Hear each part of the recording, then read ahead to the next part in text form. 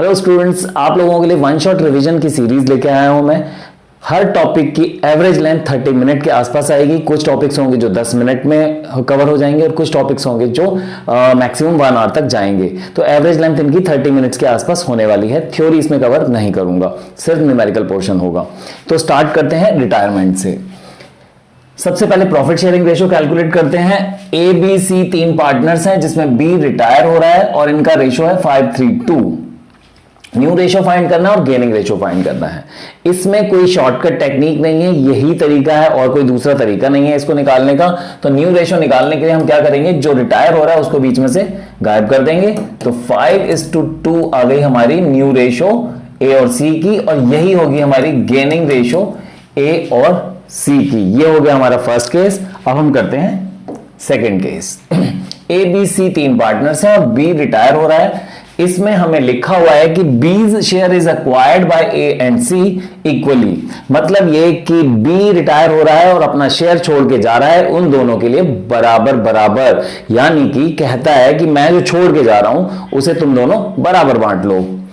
तो अब इसमें हम क्या करेंगे, जो ए के पास है प्लस जो ए ने बी से लिया है उसे ऐड कर दो तो आ जाएगा ए का न्यू शेयर। तो तरीका है old plus acquired, old share plus acquired. तो ए के पास ओल्ड शेयर कितना है 5/10 और एक्वायर किया उसने बी के छोड़े हुए शेयर का हाफ, बी के छोड़े हुए शेयर का हाफ। तो ये हो गया 5/10 प्लस 3/20 और सी का शेयर 2/10 और बी के छोड़े हुए शेयर 3/10 का हाफ। 3/10 जो है वो बी का छोड़ा हुआ शेयर है और उसका हाफ ले रहा है ए और हाफ ले रहा है बी। तो ये हो जाएगा 2/10 प्लस 3/20। इसके आगे आप सॉल्व कर सकते हैं। तो ये हो गया हमारा केस 2। अब हम करते हैं गुडविल की कैलकुलेशन। यानी कि अगर एक पार्टनर रिटायर हो रहा है और उसने दिन रात मेहनत की थी आपके साथ, तो क्या वो अपने द्वारा जनरेट की हुई गुडविल को आपके लिए ऐसे ही छोड़ के चला जाएगा? बिल्कुल भी नहीं। वो अपने हिस्से की गुडविल की डिमांड करेगा। ये बिल्कुल ऐसे है कि एक शोरूम 3 पार्टनर्स ने मिलकर बनाया था और आज एक पार्टनर जा रहा है तो ये कहता है कि मैं अपने हिस्से का शोरूम तुम्हें देके जा रहा हूं, तो मुझे उतनी वैल्यू तो मुझे वापस कर दो, उतना पैसा तो मुझे दे दो, नहीं तो मैं क्या करूंगा, बीच में दीवार खड़ी कर दूंगा और वो शोरूम उतना हिस्सा मैं एक्वायर कर लूंगा, वो किसी और को सेल कर दूंगा। तो कितना अजीब लगेगा कि वो बीच में 2 दीवार खड़ी कर देगा। तो इसलिए हम क्या करते हैं, जो रिमेनिंग पार्टनर्स हैं वो उतनी वैल्यू उस पार्टनर को उसके कैपिटल अकाउंट में ट्रांसफर कर देते हैं। वो वैल्यू कितनी होगी देखते हैं जरा। ए बी सी 3 पार्टनर्स हैं, 3-1 में बिजनेस करते हैं। बी हो रहा है रिटायर और गुडविल वैल्यूड 6 लाख है। आज की डेट में गुडविल 6 लाख की है। मैं कह सकता हूं कि ये शोरूम 6 लाख का है। इस शोरूम में बी का शेयर है 2/6 यानी कि 2 लाख। 2 लाख की वैल्यू है बी की इस शोरूम में या गुडविल वैल्यूड में, तो उसको चाहिए 2 लाख। अब ये 2 लाख कौन देगा?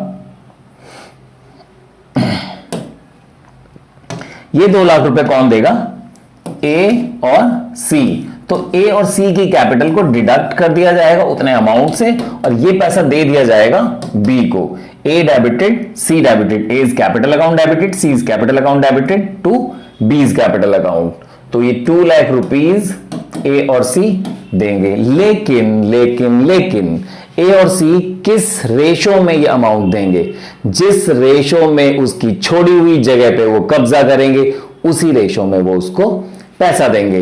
तो वो इस क्वेश्चन में मैंने आपको ट्रिक बताई थी कि गेनिंग रेशो क्या होगी, जो न्यू रेशो होगी। तो 3:1 न्यू रेशो है और यही गेनिंग रेशो है। तो 3:1 में वो इसको पे करेंगे। तो ये हो गया 1,50,000 एंड 50,000।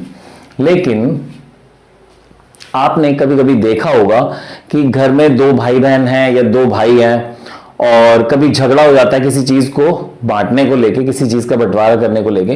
तो एक भाई को गुस्सा आ जाता है और वो कहता है ले मर, तू ही रख ले अपने पास। ऐसा पार्टनरशिप में भी होता है कि एक पार्टनर जब किसी के छोड़ने पर, किसी पार्टनर के जाने पे ज्यादा ड्रामा करता है तो दूसरा वाला कहता है कि उसका पूरा शेयर तू रख ले और मेरे से भी ले ले। ठीक है, ऐसा होता है, ऐसा पार्टनरशिप में भी होता है। ये देखते हैं, ABC 3:1 में बिजनेस करते हैं, गुडविल वैल्यू 6 लाख है, न्यू रेशो A और C का 1:2 है। ये कुछ कह रहा है, ध्यान से देखो। 3:1 रेशो अगर हम देखें तो A का शेयर आता है 3/6 और जब यहां पे निकालते हैं तो शेयर आ रहा है 1/3, यानी पहले उसे करीब करीब 50% मिल रहा था और एक के जाने के बाद तो उसका शेयर बढ़ जाना चाहिए था, लेकिन उसका शेयर तो कम हो गया क्योंकि 1/3 हो गया है। 1/3 आपको पता है 33% के करीब होता है और पहले उसको मिल रहा था 3/6 जो कि होता है 50% के अराउंड, तो उसका शेयर कम हो गया। तो इसके पीछे की कहानी क्या हुई है जो मैंने आपको बताई है कि झगड़ा हुआ और ए ने बोला कि बी जो छोड़ के गया वो भी तू रख ले और ये ले मेरे से, ये तू ले, मैं गेन करने की बजाय मैं अपने में से तुझे भी देता हूं, रख तू अपने पास। और सी के आ गए मजे क्योंकि बी का पूरा शेयर आ गया और ए से भी कुछ ले लिया। तो अब आप सोच रहे होंगे कि आपको कैसे पता चलेगा। आपको सोचने की जरूरत नहीं है क्योंकि न्यू रेशो गिवन है तो आपको गेनिंग रेशो निकालना आपकी मजबूरी है। गेनिंग रेशो निकालने का जो तरीका है वो क्या है, न्यू माइनस ओल्ड। तो न्यू 1/3 है, ओल्ड है 3/6, सी का जो न्यू है वो है 2/3 और ओल्ड है 1/6।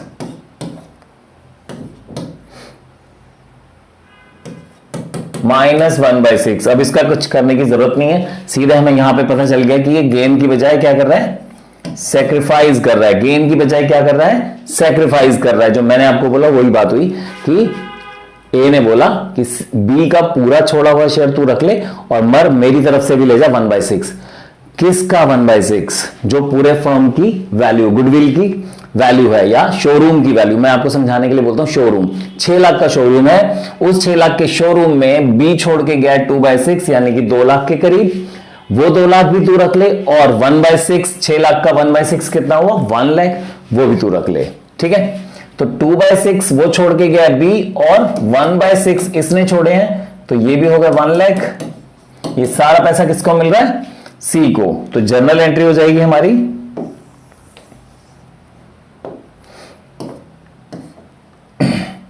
सी debited to A and to B. ठीक है, बी का कितना लॉस हुआ था, बेसिकली 2 लाख का, और ए का लॉस हुआ था 1 लाख का। ये 3 लाख रुपए टोटल पे करेगा सी। तो सी की कैपिटल को हम डेबिट कर देंगे और ए और बी की कैपिटल को उतने अमाउंट से इंक्रीज कर देंगे।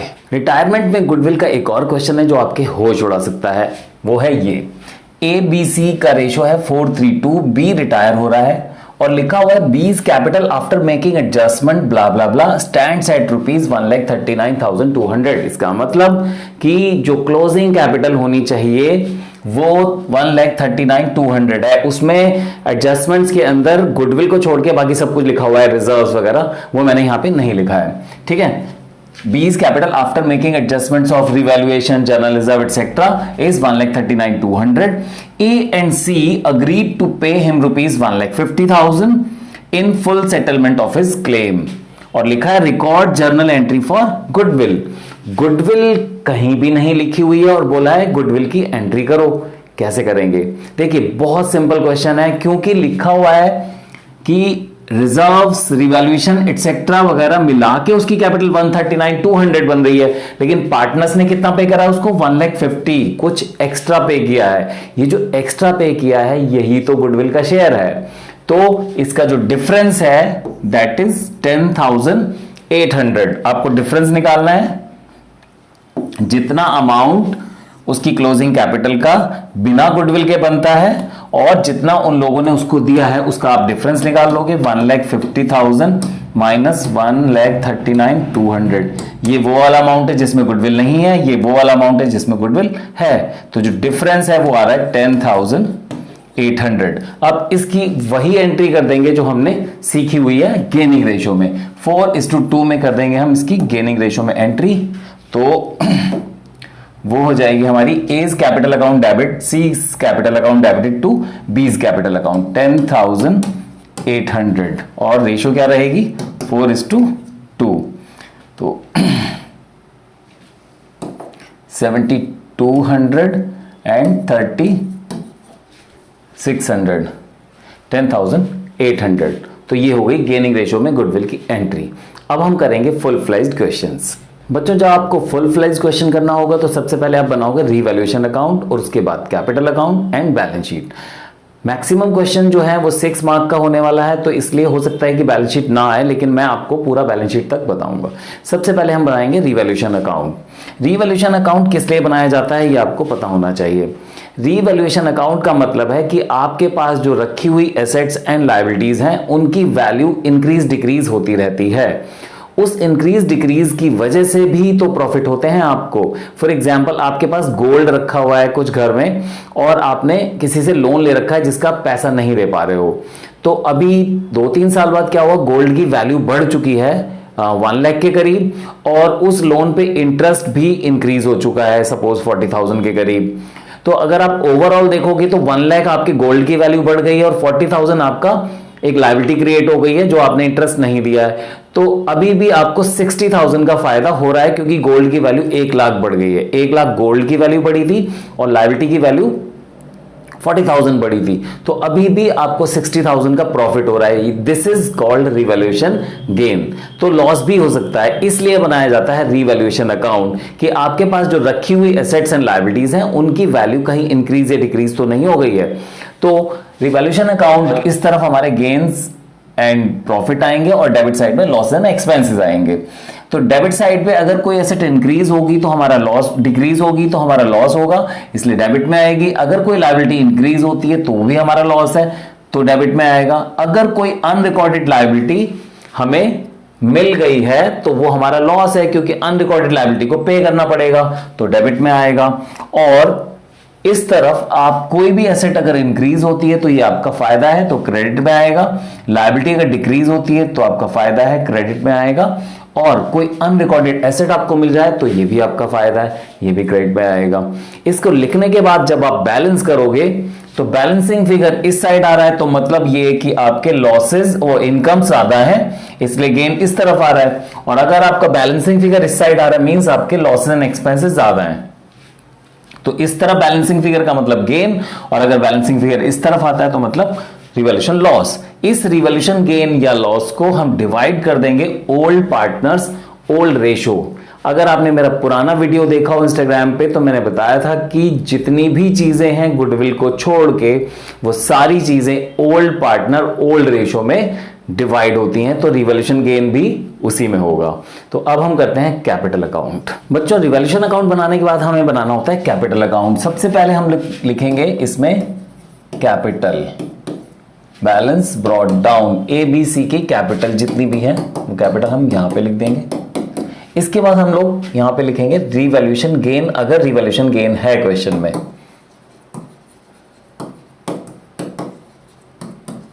लेकिन अगर रिवैल्यूएशन लॉस है तो फिर हम इस साइड लिखेंगे। इसके बाद WPIG, मैं हमेशा बोलता हूं WPIG, इसकी फुल फॉर्म है वर्कमेंस कॉम्पनसेशन रिजर्व। ठीक है, आप लोगों को याद होना चाहिए workmen's compensation reserve. Profit and loss जिसे हम प्रॉफिट कहते हैं,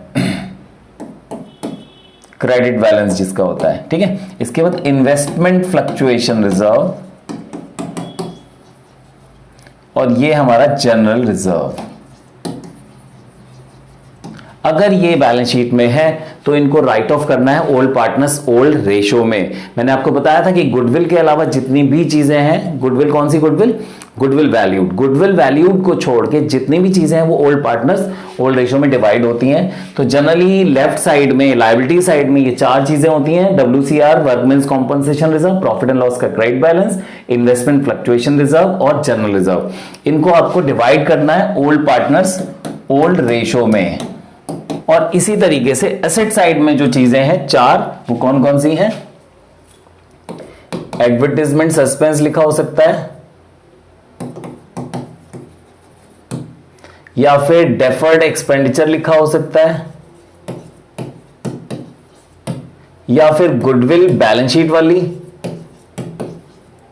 या फिर प्रॉफिट एंड लॉस जिसे हम लॉस कहते हैं बैलेंस शीट में, ये भी गिवन हो सकता है। तो इनको भी ओल्ड पार्टनर्स ओल्ड रेशो में डिवाइड करना है, ठीक है। इसके बाद जो हमारी मेन एंट्री है गुडविल की, जो हम हमेशा करते हैं, remaining partners debit to retiring partner, goodwill valued की एंट्री वो आएगी यहां पे बाय ए बाय, ये जो बाय लिखता हूं मैं ये जरूरी नहीं है, स्पेस नहीं था इसलिए मैंने नहीं लिखा था, बाय ए बाय सी। और याद होगा आपको ये कौन से रेशियो में हो रही है, गेनिंग रेशियो में। और इसका कॉन्ट्रा इफेक्ट कैपिटल अकाउंट में दिखाना जरूरी है, क्योंकि इसके अलावा कोई भी कॉन्ट्रा एंट्री नहीं है, ये कॉन्ट्रा एंट्री है और इसका कॉन्ट्रा इफेक्ट बच्चे दिखाते नहीं है तो गलती हो जाती है। अब आपको यहां पे कॉन्ट्रा इफेक्ट दिखाना है। अगर बी रिटायर हो रहा है तो ए और सी डेबिट हो रहे हैं और बी क्रेडिट हो रहा है, टू बी वो अमाउंट्स आ जाएंगे ए और सी के डेबिट में, तो ए और सी डेबिट और बी क्रेडिट। इसके बाद बच्चों आपको करना है बैलेंस, और क्योंकि वो पार्टनर रिटायर हो रहा है तो अब उसको पैसा अपना कैश में चाहिए। अगर आपके पास कैश नहीं है तो आप उसके हाथ जोड़ लो और बोलो भाई अभी पैसे नहीं है, बाद में लोन दे देंगे। तो क्वेश्चन अगर साइलेंट है तो आप समझ जाना फर्म अपनी तरफ से पेमेंट नहीं करती है, कोशिश करती है कि वो पैसा लोन की तरह धीरे धीरे वापस करे, है ना, बैठे बिठाए लोन मिल गया आपको। तो अगर कोई पार्टनर रिटायर हो रहा है तो आप उसको पैसे अपनी तरफ से कभी नहीं दोगे जब तक क्वेश्चन में ना लिखा हो। तो आपको यहां पे लिखना है टू बीज लोन बैलेंसिंग फिगर के लिए, और अगर क्वेश्चन में लिखा है कि उसको कैश पे करा है तो आप यहां पे टू बैंक लिखेंगे। इसके बाद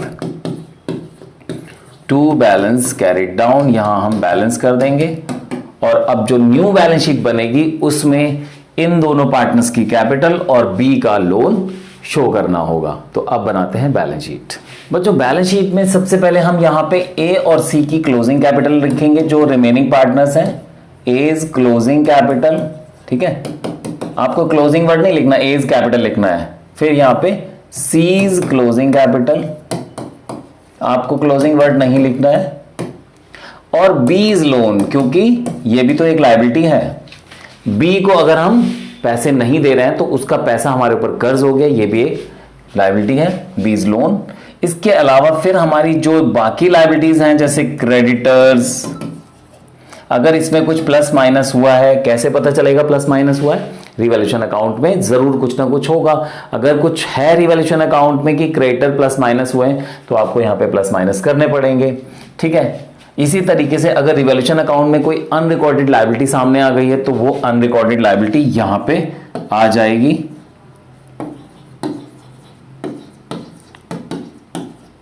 और फिर इस तरफ आ जाएंगे हम लोग। इस तरफ हम लोग सारी एसेट्स लिखेंगे, cash in hand, cash at bank, BR, debtors अगर इंक्रीज डिक्रीज हुए हैं तो आपको इंक्रीज डिक्रीज करने पड़ेंगे, बीआर इंक्रीज डिक्रीज हुए हैं तो इंक्रीज डिक्रीज करने पड़ेंगे। कहां से पता चलेगा इंक्रीज डिक्रीज हुए हैं, रिवैल्यूएशन अकाउंट से। इसके बाद इसी तरीके से फर्नीचर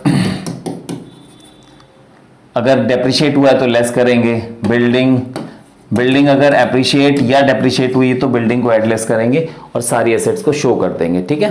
बैलेंस शीट में सेकंड इफेक्ट दिखाना बहुत जरूरी है, बच्चे ध्यान नहीं देते हैं। रिवैल्यूएशन अकाउंट में जितनी भी चीजें आई हैं उनके सेकंड इफेक्ट बैलेंस शीट में भी आएंगे, तो आपको ध्यान रखना है। अगर बिल्डिंग एप्रिशिएट हुई तो बिल्डिंग को ऐड करना है, डिक्रीज हुई है तो लेस करना है। इसके बाद आप इसे क्लोज कर देंगे।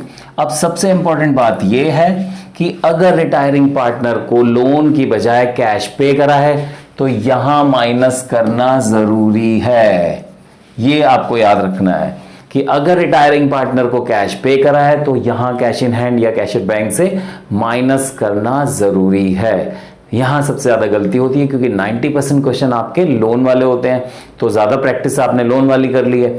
आपके एग्जाम में आ गया जिसको हमें कैश पे करना था तो वो ध्यान ही नहीं रहता है कि उसे हमें कैश में से माइनस करना है, तो या तो आप कैश अकाउंट बनाने की आदत डालो या फिर आप ऐसे करो, वरना चांसेस इस बात के हैं कि आपका जो क्वेश्चन 6 मार्क का है तो उसमें बैलेंस शीट वो नहीं पूछेंगे, वो रिवॉल्यूशन अकाउंट और कैपिटल अकाउंट पूछेंगे, या वो आपसे पूछेंगे जर्नल एंट्रीज।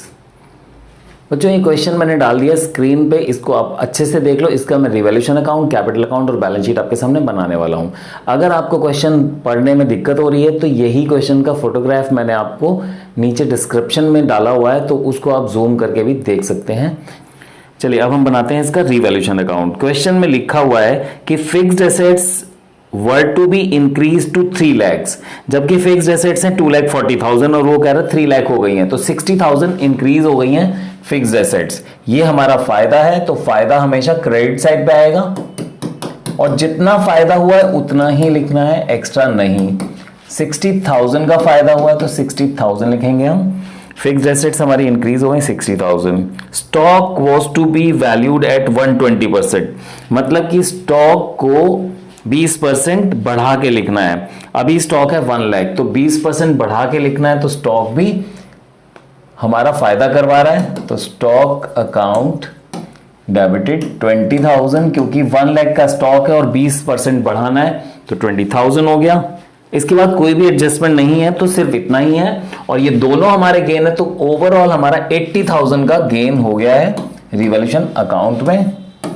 इसको हम डिवाइड कर देंगे ओल्ड पार्टनर्स के बीच में ओल्ड रेशो में। इस क्वेश्चन में कनिका, दिशा एंड कबीर सारे पार्टनर्स हैं, सारे के सारे ओल्ड पार्टनर्स हैं, और कनिका इसमें रिटायर हो रही है। ठीक है, तो क्योंकि हमें सारा ओल्ड रेशो में करना है, तो कनिका, दिशा, कबीर तीनों को हम देंगे 80,000 उनके रेशो में 2:1:1। कनिका, दिशा, कबीर। आप यहां पे Kanika's capital account, Disha's capital account और कबीर्स कैपिटल अकाउंट भी लिख सकते हो, नहीं तो इस तरीके से भी अलाउड है, आप लिख सकते हो। 80,000 का आपको गेन हुआ है 2:1:1, तो 40,000, 20,000 एंड 20,000। अब हम बनाएंगे कैपिटल अकाउंट। तो बच्चों कैपिटल अकाउंट बनाने से पहले हम कर लेंगे गुडविल की कैलकुलेशन, क्योंकि रिटायरमेंट के क्वेश्चन में गुडविल वैल्यूड ना हो ऐसा हो नहीं सकता। या तो गुडविल को हाइड किया होगा या फिर गुडविल हमें कैलकुलेट करने के लिए बोला होगा। तो क्वेश्चन में गुडविल कैलकुलेट करने के लिए बोला हुआ है 2 years परचेज एवरेज प्रॉफिट पे निकालना है, 3 years का एवरेज निकालना है। मजे की बात है कि सिर्फ 2 साल के प्रॉफिट दे रखे हैं और बोला है कि 3 साल के प्रॉफिट का एवरेज निकालना है। बच्चों को लगता है कि ये मिसप्रिंट होगा, सीबीएसई वालों ने कैसे ऐसा क्वेश्चन प्रिंट कर दिया, दिमाग में बातें आने लगती हैं। लेकिन आपने अगर पूरे साल ढंग से पढ़ाई की तो आपको ऐसे कई क्वेश्चन मिलेंगे जिसमें लिखा है कि 3 years का एवरेज निकालना है, सिर्फ 2 प्रॉफिट दे रखे हैं, 4 years का एवरेज निकालना है, सिर्फ 3 प्रॉफिट दे रखे हैं। एक्चुअली जो तीसरा प्रॉफिट है वो छुपा रखा है इन्होंने बैलेंस शीट में, तो आपको ढूंढना पड़ेगा। ठीक है, ढूंढो ढूंढो रे साजना, आपको प्रॉफिट को ढूंढना पड़ेगा बैलेंस शीट के अंदर। तो यहां पे बैलेंस शीट में एसेट साइड पे लिखा हुआ है, एसेट साइड में जो प्रॉफिट होता है वो प्रॉफिट नहीं, नेगेटिव प्रॉफिट होता है जिसे हम लॉस कहते हैं। तो एसेट्स में लॉस गिवन है, तीसरा प्रॉफिट जिसे हम नेगेटिव प्रॉफिट बोलेंगे, और 2 प्रॉफिट नीचे गिवन है। तो इन 3 प्रॉफिट का हमें एवरेज निकाल के फिर गुडविल निकालनी है। 20,000 नेगेटिव प्रॉफिट बैलेंस शीट में गिवन है, 1 लाख और 1,30,000 2 प्रॉफिट नीचे गिवन है। इन सबको प्लस करके डिवाइड बाय 3 करना है, उससे आएगा एवरेज प्रॉफिट। तो ये हो गया 2,10,000 डिवाइड बाय 3 करेंगे तो 70,000, और गुडविल निकलेगी according to question 2 years purchase है, एवरेज इंटू 2 years परचेज, तो एवरेज प्रॉफिट है हमारा 70,000, तो ये आ गई हमारी 1,40,000 गुडविल।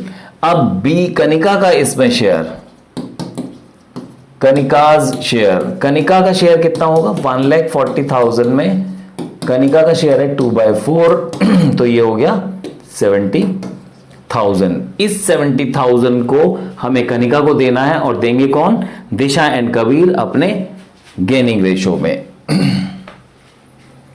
तो हम यहां पे पहले भी कर सकते हैं इस एंट्री को, दिशा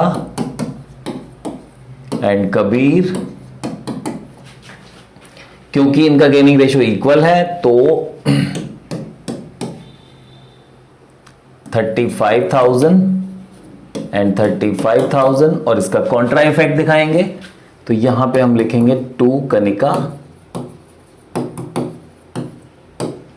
35,000 एंड 35,000। इसके अलावा तीनों की कैपिटल आ जाएगी। तीनों की कैपिटल है 2 lakh, 1 lakh and 80,000।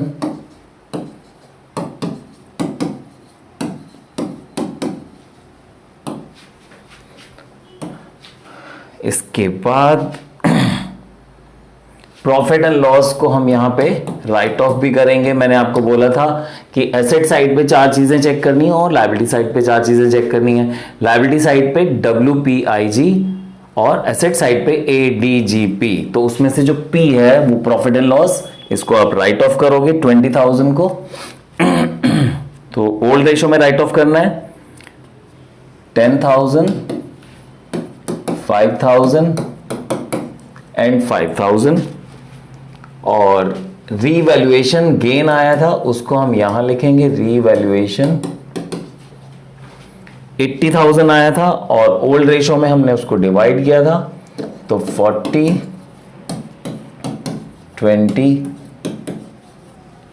20 revaluation gain. इसके अलावा क्वेश्चन में और कुछ नहीं है। तो क्वेश्चन अगर साइलेंट होगा तो भी पैसा कनिका का हम उसके लोन अकाउंट में ट्रांसफर करेंगे, और अगर क्वेश्चन में लिखा हुआ है कि कनिका को कैश दिया गया है तो फिर हम उसे कैश देंगे। तो इस क्वेश्चन में क्लियरली लिखा है कि उसको लोन दे रहे हैं। साइलेंट भी होता तो भी हम लोन में ही ट्रांसफर करते। 2 कनिकाज लोन,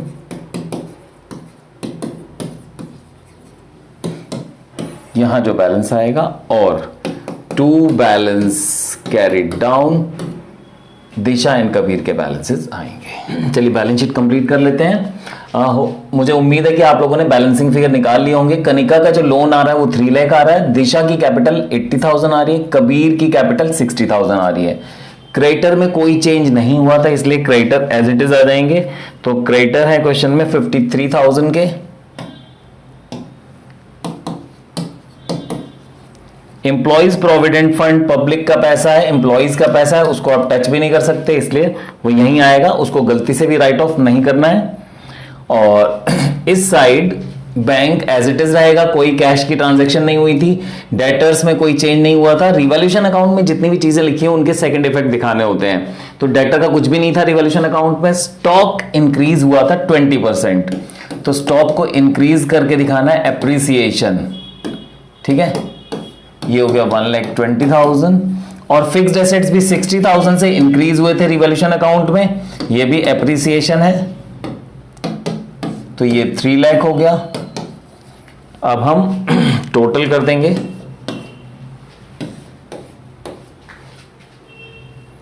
5,40,000 इस साइड का टोटल बन रहा है और इस साइड का भी 5,40,000 ही आएगा। ध्यान ये रखना है बच्चों कि अगर इस क्वेश्चन में रिटायरिंग पार्टनर यानी कनिका को पैसे दिए गए होते उसके कैपिटल के, तो वो पैसे फिर हम बैंक में से माइनस कर देते क्योंकि हमारा पैसा कम हो गया है। तो आपको एक्चुअल पोजीशन दिखानी है कैश या बैंक बैलेंस की। अगर आपने रिटायरिंग पार्टनर को कुछ भी पैसा कैश में दिया है तो वो यहां से जरूर माइनस करना है। तो अब बच्चों हम करेंगे कैपिटल एडजस्टमेंट। बच्चों अब हम करने जा रहे हैं कैपिटल एडजस्टमेंट। कैपिटल एडजस्टमेंट में 4 से 5 केसेस आपको मिल सकते हैं। सारे केसेस में एक कॉमन काम क्या करना है आपको कि टोटल कैपिटल निकालनी है और टोटल कैपिटल को जो न्यू रेशो है उसमें यहां पे लिख देना है रिमेनिंग पार्टनर्स के बीच में।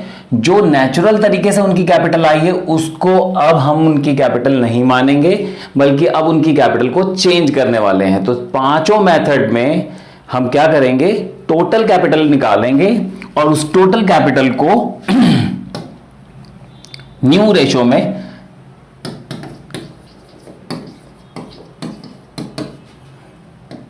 यहां पर लिख देंगे। और ये जो पुरानी कैपिटल्स है इसको हम यहां पे दोबारा से रीओपन कर लेंगे 40-60, और यहां पे जो टोटल कैपिटल है उसको हम यहां पे न्यू रेशो में लिख देंगे इन पार्टनर्स के बीच में। ये तो जा रहा है, ठीक है, रिमेनिंग पार्टनर्स के बीच में यहां लिख देंगे। और जितना भी पैसा कम या ज्यादा पड़ेगा वो अपने घर से लेके आएंगे, अगर पैसा बच जाएगा तो वो घर ले जाएंगे। अब जो केस 1 है वो क्या कहता है जरा देखते हैं। तो बच्चों केस 1 में आपको टोटल कैपिटल पहले से ही दे रखी होगी। टोटल कैपिटल आपको दे रखी होगी, इस तरीके से लिखा होगा, total capital of the firm be fixed at rupees this much amount, 1 lakh 2 lakh 5 lakh 6 lakh. तो आपको करना क्या है, उस ही अमाउंट को न्यू रेशो में यहां लिख देना है। सपोज इस क्वेश्चन में हम देख लेते हैं कि एबीसी 3 पार्टनर्स हैं, 312 में बिजनेस करते हैं और बी रिटायर हो रहा है, तो ए और सी की जो न्यू रेशो है 3:2, इस रेशो में हम डिवाइड कर देंगे इस 1 लाख को। करना क्या है, हर क्वेश्चन में टोटल कैपिटल को यहां न्यू रेशो में लिखना है। केस 1 में टोटल कैपिटल आपको गिवन होगी और जो बाकी केसेस हैं उसमें हमें टोटल कैपिटल फाइंड करनी होगी। तो सबसे इजी केस है केस 1 जिसमें टोटल कैपिटल आपको गिवन होगी। तो 1 लाख को अब आप न्यू रेशो में यहां लिखेंगे जो था हमारा 3:2, तो ये हो गया 60,000 एंड 40,000। तो बिल्कुल उल्टा हो गया, पहले ए की कैपिटल 40 थी अब 60 हो गई है, और बेचारे सी की कैपिटल पहले 60 थी अब कम हो गई है। तो जिसने अपनी कैपिटल कम करवा ली है वो बचे हुए पैसे घर ले जाएगा। तो बैलेंसिंग फिगर को मैं ब्लू कलर से लिख रहा हूं, ये अपने बचे हुए पैसे घर ले जाएगा। और ये भाई साहब जिन्होंने अपनी कैपिटल 40 से 60 करवा ली है, इनको 20,000 अपने घर से लाने पड़ेंगे बाय कैश अकाउंट 20,000। अब इंटरेस्टिंग चीज ये है कि अगर क्वेश्चन में लिखा होगा कि पार्टनर्स जो पैसा ला रहे हैं या ले जा रहे हैं वो करंट अकाउंट से लाएंगे, तो फिर हम यहां पे करंट अकाउंट लिखेंगे, बट अगर क्वेश्चन साइलेंट होगा तो हम यहां पे कैश अकाउंट लिखेंगे। अब करते हैं हम कैपिटल एडजस्टमेंट का केस 2। कैपिटल एडजस्टमेंट का केस 2 बहुत इजी है। इसमें हम रिटायरिंग पार्टनर को कैश नहीं पे कर रहे हैं, उसका शेयर लोन में ही ट्रांसफर कर रहे हैं, बट ए और सी को रिमेनिंग पार्टनर्स को अपनी कैपिटल पसंद नहीं आ रही है। मतलब वो अजीब से फिगर्स हैं, जैसे ये 42, 100, 37, 900। तो वो क्या करना चाह रहे हैं, अपनी कैपिटल को थोड़ा राउंड ऑफ करना चाहते हैं। तो वो क्या करते हैं कि जिस तरीके से दो लोगों को आप कुछ अमाउंट डिवाइड कर दीजिए और उनको पसंद नहीं आता, तो उनको लेके मिक्स करो और फिर से दोबारा से डिवाइड कर दो। तो ए और सी चाहते हैं कि उनकी कैपिटल प्रोपोर्शन में हो जाए प्रॉफिट शेयरिंग रेशो के। अभी जो कैपिटल आ रही है वो उनको पसंद नहीं आ रही। किस तरीके से लिखा होगा क्वेश्चन में, A and B decided to adjust their capitals in proportion of their profit sharing ratio. तो करेंगे क्या, जो इनकी कैपिटल आई थी 42, 137, 900, इसको प्लस करके, ठीक है, याद है मैंने अभी एग्जांपल बोला कि उनको पसंद नहीं आ रही उनकी कैपिटल, ठीक है। तो क्या करोगे, उनकी कैपिटल को यहां पे प्लस करके जो टोटल अमाउंट आएगा वो आ जाएगी टोटल कैपिटल, और उसको हम डिवाइड कर देंगे न्यू रेशो में। तो ये आ रहा है 80,000। और सपोज कर लेते हैं कि इनकी जो न्यू रेशो है वो A B C equal partners थे, तो बी के जाने से ए और सी की न्यू रेशो 1:1। तो हम क्या करते हैं, इसको 1:1 में डिवाइड कर देते हैं। तो ये 40,000 एंड 40,000 आ गया यहां पे। अब जितना कम या ज्यादा पड़ेगा उसको वो कैश लेके आएंगे। तो ए का तो शेयर कम हो गया है, तो ये अपने पैसे ले जाएगा 2100 निकाल के, और इसका शेयर इंक्रीज हो गया तो ये अपने घर से लेके आएगा 2100। बच्चों ध्यान रखना है, अगर क्वेश्चन साइलेंट है तो आपको कैश लिखना है, बट अगर क्वेश्चन में करंट अकाउंट बोला है तो फिर आपको यहां पे करंट अकाउंट ही लिखना है। ये हो गया हमारा केस 2। अब हम करते हैं केस 3। बच्चों कैपिटल एडजस्टमेंट का केस 3 करते हैं। केस 3 में रिटायरिंग पार्टनर को पैसा कैश में दे रहे हैं, उसका सारा का सारा। तो यहां पे आपको 2 कैश लिखना है। ये अमाउंट जो अभी तक हम उसके लोन में ट्रांसफर कर रहे थे, इस क्वेश्चन में लिखा है कि उसको कैश देना है।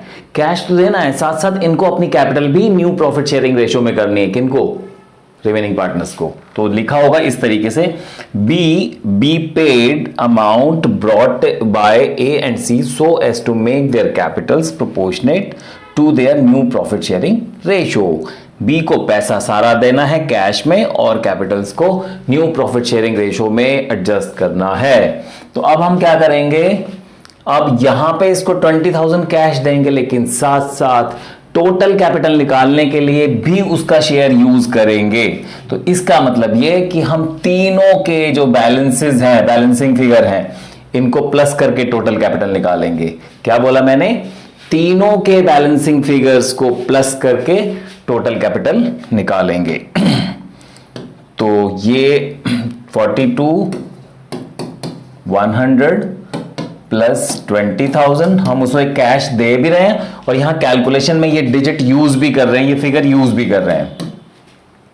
37,900, तो इसको हम ऐड करेंगे तो ये बनेगा 1 लाख। अब सपोज करते हैं कि इस क्वेश्चन में न्यू रेशो 1:1 है, तो 1 लाख को यहां डिवाइड करेंगे 50,000 एंड 50,000 न्यू रेशो में। ठीक है, तो अभी क्या हो रहा है कि इन दोनों की कैपिटल बढ़ गई है, तो इसलिए ये दोनों ही अपने घर से कैश लेके आएंगे, जो भी पैसा यहां शॉर्ट पड़ रहा है।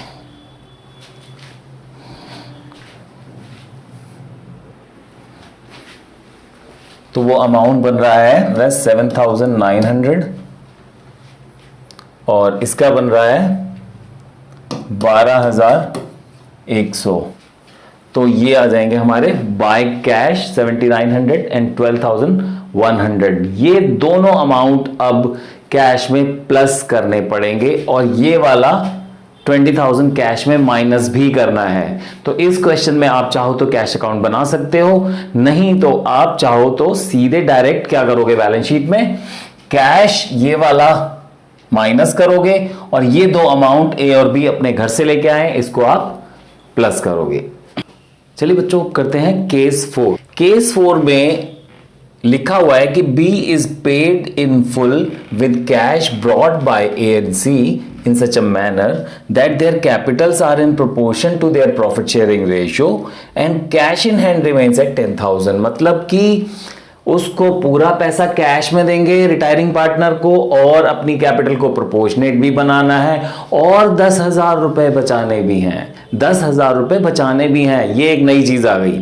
जो पिछला केस करा था हमने उसमें ये पैसे बचाने की बात नहीं थी और इस वाले केस में पैसे बचाने की बात है कि 10,000 रुपए हमारे इन हैंड बचने चाहिए। तो ये हो गया हमारा केस 4। अब करना क्या है, 55,000 इसको देने हैं। तो हमारा जो तरीका है करने का कि इस बार हम क्या करेंगे कि ए और सी रिमेनिंग पार्टनर्स की कैपिटल प्लस करेंगे, साथ साथ जितने पैसे की कमी पड़ रही है वो भी प्लस करेंगे। ठीक है, ए की कैपिटल, सी की कैपिटल, क्योंकि बी रिटायर हो रहा है तो रिमेनिंग पार्टनर्स की क्लोजिंग कैपिटल प्लस जितने पैसे की शॉर्टेज पड़ रही है। अब ये पैसों की शॉर्टेज कैसे निकालें, तो जैसे हम लोग अपनी रियल लाइफ में निकालते हैं वैसे ही आपको निकालनी है पैसे की शॉर्टेज। कोई नई बात नहीं है बेटा। 55,000 देने हैं रिटायरिंग पार्टनर को, ठीक है, शॉर्टेज ऑफ कैश निकालते हैं। 55,000 देने हैं रिटायरिंग पार्टनर को और 10,000 रुपए हमें बचाने हैं अपने पास रखने के लिए। इतने पैसे की जरूरत है हमें। 55,000 देने हैं बी को और 10,000 हमें इन हैंड बचाने हैं, क्वेश्चन में लिखा हुआ था। तो ये इतने पैसे की रिक्वायरमेंट है। अब जरा जेब में चेक कर लेते हैं कितने। जेब का मतलब बैलेंस शीट। तो बैलेंस शीट में जब हमने देखा तो सिर्फ पड़े हैं 5,000, जरूरत है 65,000 की और पड़े हैं हमारे पास कितने, सिर्फ 5,000 ये वाले। तो भैया कितने की शॉर्टेज है, 60,000 की शॉर्टेज है। तो अब हम करते हैं कैपिटल एडजस्टमेंट। करना क्या है आपको,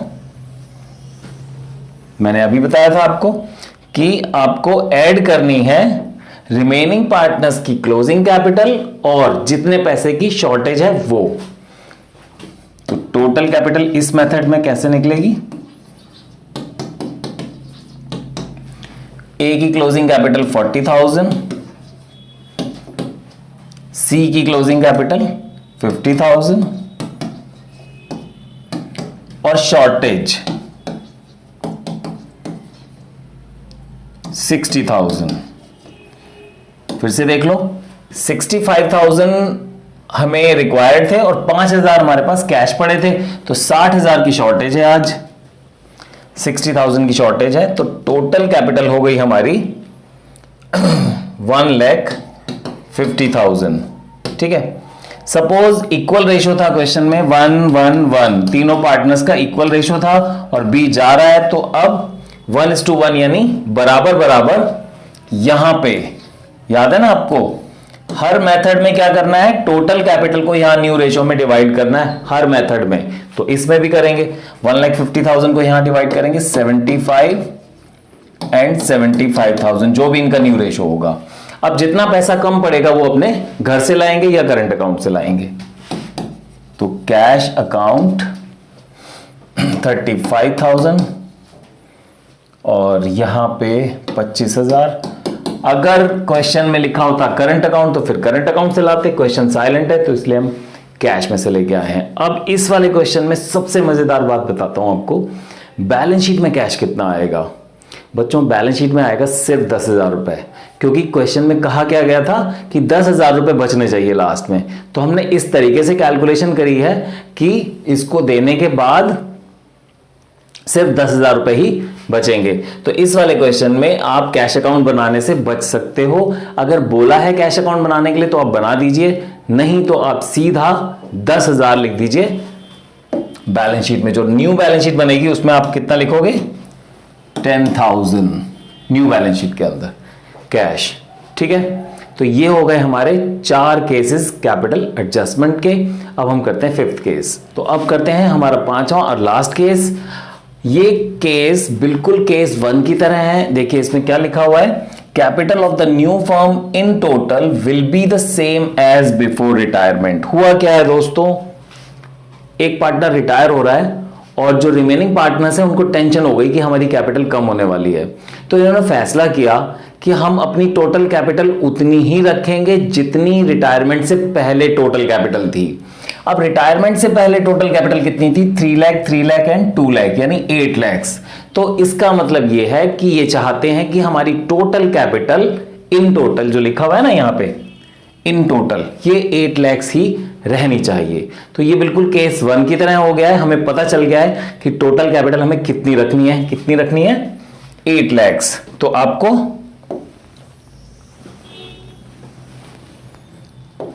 टोटल कैपिटल रखनी है 8 लाख। और ये 8 लाख कैसे आया, इन तीनों अमाउंट्स को ऐड करके। ठीक है, तो ये कितना रखना चाहते हैं अपनी टोटल कैपिटल, जितनी रिटायरमेंट से पहले थी, तो वो थी 8 लाख। अगर मान लेते हैं न्यू रेशियो इनकी 1:1 है तो 4 लाख यहां पे आ जाएगा और 4 लाख यहां पे आ जाएगा। अब जितना शॉर्ट पड़ेगा ये घर से लेके आएंगे। अगर क्वेश्चन में करंट अकाउंट लिखा होगा तो करंट अकाउंट से, नहीं कुछ लिखा है तो हम कैश में लेके आएंगे। तो इसका हो गया 1,05,000 और इसका हो गया 2,25,000। तो बच्चों ये हो गया हमारा लास्ट केस। अब लोन अकाउंट में आपको डेथ वाले चैप्टर में बताऊंगा, क्योंकि लोन अकाउंट रिटायरमेंट में और डेथ में बिल्कुल एक जैसा बनता है। अगर डेथ 31 मार्च को हुई है तो रिटायरमेंट जैसा लोन अकाउंट बनेगा, और डेथ अगर ड्यूरिंग द ईयर हुई है तो रिटायरमेंट भी ड्यूरिंग द ईयर हो सकती है। तो इसलिए लोन अकाउंट में आपको बताऊंगा डेथ वाले टॉपिक में।